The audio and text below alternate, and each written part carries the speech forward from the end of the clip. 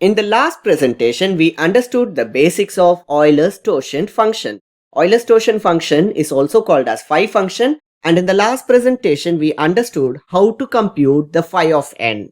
In this presentation, we are going to have some solved examples in Euler's torsion function.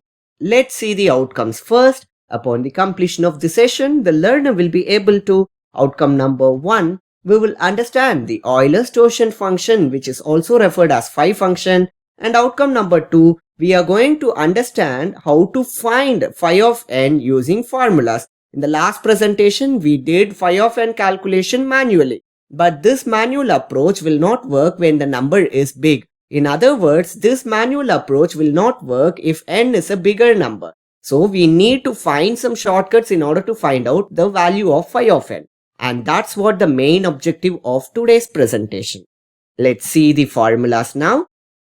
We are obviously going to compute phi of n, and here I have mentioned 3 criteria for n.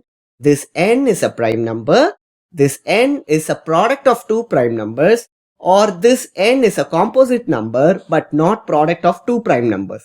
Let's understand one by one. If we are going to compute phi of n, and if this n is a prime number, and you need not manually do the calculations. Simply you can calculate phi of n is equal to n minus 1. For example, if the number n is 7, 7 is obviously a prime number. So if you are going to calculate phi of 7, then the answer is phi of 7 minus 1 is 6. So there are 6 positive integers that are less than 7 are relatively prime to 7. That is what the Euler's torsion function is all about. So this is what the first criteria when n is a prime number, that is this n. If this n is not a prime number, but it is a product of 2 different prime numbers, say p and q. For example, 21. So 21 can be a product of 2 different prime numbers, 3 and 7, right? So in such case, you need not manually calculate phi of 21. Rather, you can apply this formula, phi of n is equal to p minus 1 into q minus 1. In the example, we have taken 3 into 7, right? Because we have taken n as 21. So 21 can be 3 into 7. So the answer for phi of n can be, if p is 3, so which is 3 minus 1 into 7 minus 1, in other words 2 into 6, 12, right? So phi of 21 is equal to 12. No worries. Anyway, when you see some examples, you will understand things clearly. Let's see the third scenario. The third scenario is where we have n, where this n is a product of 2 different numbers, but these 2 are not prime numbers. They are composite numbers. In other words, either a is a composite number, or b is a composite number, or both a and b are composite numbers. In the previous case, we had a composite number n, but still that composite number is a product of 2 different prime numbers. There are situations where this n is a composite number like the previous case, but this n is not a product of 2 different prime numbers. It is a product of 2 different composite numbers, or 1 composite number and 1 prime number, or both are composite numbers. In such case, we need to have some formulas, right? So the formula is phi of n is equal to n into 1 minus 1 by p1 into 1 minus 1 by p2 into 1 minus 1 by p3, and you continue this as long as you get the distinct primes. Here p1, p2 are prime numbers. I know it will be difficult for you to understand this part. Anyway, don't worry about this now. When we see some examples, you can easily understand. Why waiting? Let's dive into example number 1. In the first example, the question is, find phi of 5. We have already solved this in the previous lecture, but in the previous lecture we did manually, isn't it? But see here how simply I am calculating. Here n is equal to 5 because that is what is given in the question. Is n a prime number? Yes. If n is a prime number, then what's the formula we have seen? Phi of n is equal to n minus 1. So we are going to compute phi of 5. So phi of 5 is equal to 5 minus 1, which is equal to 4. And that's what the answer. So phi of 5 is equal to 4. What do you mean by this? There are 4 positive numbers that are less than 5 that are relatively prime to 5. That is what this number 4 says, right? That is what this Euler's torsion function is all about. I think the example number 1 is clear to you. Let's see example number 2.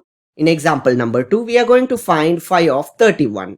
So let's solve this. We know n is given as 31. So obviously 31 is a prime number. So we can easily apply this. Phi of n is equal to n minus 1. So when you apply n value, you get phi of 31 is equal to 30. So the answer for this question is 30. So it means there are 30 positive integers that are lesser than 31 are relatively prime to 31. The idea behind this is so simple. If n value is a prime number, we can easily compute phi of n as n minus 1. But what if n is not a prime number? So let's see that kind of examples also. Let's step into example number 3. In example number 3, we are going to compute phi of 35. So let's solve this now. Now we can clearly say that 35 is not a prime number. But 35 is a product of two different prime numbers, 5 and 7, right? So 35 can be factored into 5 and 7. So it is a product of 5 and 7, where 5 and 7 are different prime numbers. So let's assign p is equal to 5 and q is equal to 7. You can assign p is equal to 7 and q is equal to 5 as well. No worries, both will give the same result obviously. So we know the formula is phi of n is equal to p minus 1 into q minus 1. So when you solve this, you get 5 minus 1 into 7 minus 1, which is equal to 4 into 6, which is equal to 24. So the answer is 24. What do you mean by this? There are 24 numbers or 24 positive numbers to be precise that are less than 35 are relatively prime to 35. Just think if there is no formula and you are asked to do it manually. Obviously, you should have followed this approach, right? So we are starting from GCD 1, 35, 2, 35, 3, 35 up to GCD 34, 35. And obviously, we are going to compute whether they are relatively prime. If the remainder is 1, then obviously they are relatively prime, isn't it? So if you compute here, there are certain numbers that are relatively prime to each other. Say 4 and 35 are relatively prime to each other because the GCD value will be 1. But in this case, these two are not relatively prime because 5 and 35 can be divided by 5, the greatest number, right? The greatest common divisor. So here GCD of 5, 35 will be 5, and hence 5 and 35 are not relatively prime numbers. So if you manually do this, you will get 24 numbers that are relatively prime numbers. If you calculate, you will get 24 numbers. But see how easily we did this here. It's so simple because 35 is a product of two different prime numbers. So we use the formula phi of n is equal to p minus 1 into q minus 1. Now I wanted to give you an important instruction here. Let's say we are going to compute phi of 25. And if you are given with the question phi of 25, so phi of 25 can be written as the product of two prime numbers 5 and 5, right? But remember, when you are going to compute phi of 25, you cannot apply this formula. Why? Because p and q should be different. If you are going to compute phi of 25, then p is equal to 5 and q is equal to 5, right? So this formula will never work out in that circumstance. And that's why I told you, if you are going to compute phi of n, which is this, then it can be p minus 1 into q minus 1 only if p and q are different. I think things are clear for you. Now you may be asking, if phi of 25 we are given with, how to compute? For that only we have the third formula. Let's see some examples which are matching criteria number 3. Example number 4. The question is, find phi of 1000. I already told you in the last lecture that if you are asked to find phi of 1000, it is a time consuming process if you manually do it like GCD of 1, 1000, GCD of 2, 1000 up to GCD of 999, 1000. At the same time, if this number 1000 can be a product of two different prime numbers exactly, then we can go for the formula phi of n is equal to p minus 1 into q minus 1. But we can't expect all the numbers to be falling with criteria 1 or criteria 2. There are chances for criteria 3 as well, isn't it? And that's why we have landed up with example number 4. And we are now seeing examples for criteria 3 which I had shown previously. Let's solve this now. Here n is equal to 1000. If you factor this 1000, you will get 2 power 3 into 5 power 3. See, if you factor this, you may get 100 into 10 also, right? 100 into 10, again you factor. When you factor to the core, as I already mentioned when I explained you about prime numbers, ultimately the base numbers will be prime numbers, right? So any number if you factor, ultimately the base number will be prime numbers. So 1000 can be 2 power 3 into 5 power 3. So 2 power 3 is 8, 5 power 3 is 125. 125 into 8 is obviously what? 1000. This can be with any combo, right? So this can be 500 into 2 or 250 into 4 or 100 into 10 or 50 into 20. But ultimately, when you divide to the core, you will get prime factors. So we are factoring this like this. So how many distinct prime factors we have? One is 2 and the other one is 5. So we are getting distinct prime factors are 2 and 5. So here we have two different prime numbers. So we are taking the formula like this. Phi of n is equal to n into 1 minus 1 by p1 into 1 minus 1 by p2. In case if you are having other prime numbers, extend this as long as you have the number of prime numbers. Say if you have two more prime numbers here, then you make it like 1 minus 1 by p3. Additionally, you just add it and 1 minus 1 by p4. Since we have only two distinct prime numbers, I am restricting this formula up to p2. Now we know what is p1, right, which is 2. We know what is p2, which is 5. They are distinct prime numbers. So I am just substituting this, and after evaluation, I'll be getting phi of 1000 as 400. So the answer for this question is 400. See how easily I solve this. It doesn't mean that we cannot manually solve this, but think of if you go and do it manually.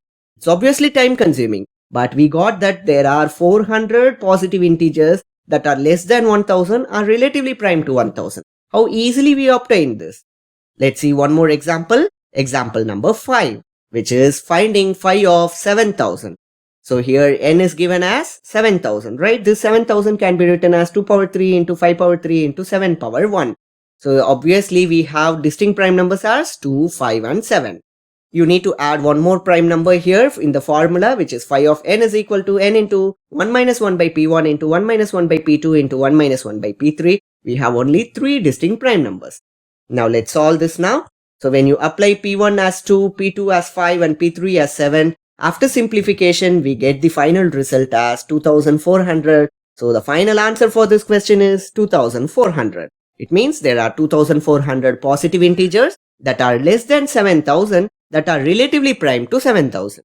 And that's it, guys. Before we step out, let's see the homework question. I have given two homework questions. You are required to find phi of 369 and find phi of 372. After solving this, I request you to post your answers in the comment section. I hope you guys understood what is Euler's torsion function phi of n, and we also have seen various formulas for doing this. For criteria 3, we have other formulas as well. But in this lecture, I have presented one of the formulas. I think this formula will be easy for you. I hope you guys enjoyed this presentation, and thank you for watching.